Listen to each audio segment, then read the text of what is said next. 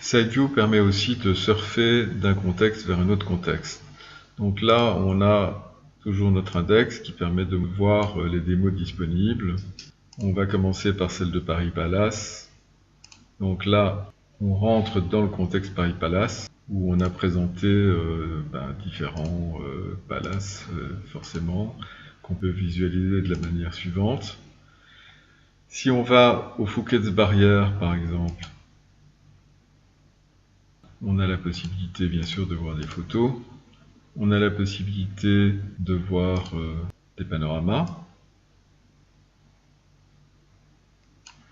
On a la possibilité également de voir des images, d'aller sur des liens, voir le site web de Lucien Barrière. Mais vous voyez qu'on a également un onglet qui va permettre en fait d'aller vers une autre démo réalisée sur les Champs-Élysées.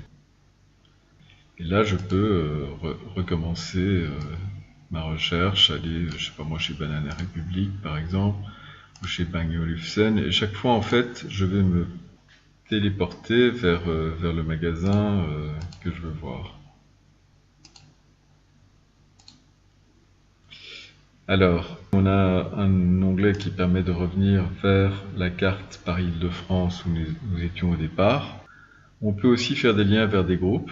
Par exemple, si je vais vers le parc de la Porte de Versailles, eh bien, on voit que je peux cliquer directement sur un hall et y aller. Là, je vais au hall 1. Mais j'ai également des accès groupés dans un menu. C'est-à-dire que je peux aller au premier étage, je peux aller au rez-de-chaussée, aller voir une balise en particulier. Là, je suis chez Sony.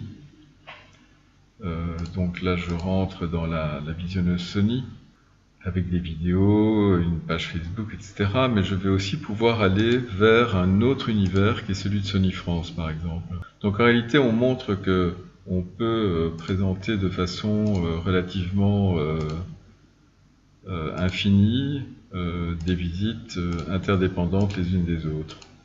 Donc là, je reviens vers la porte de Versailles.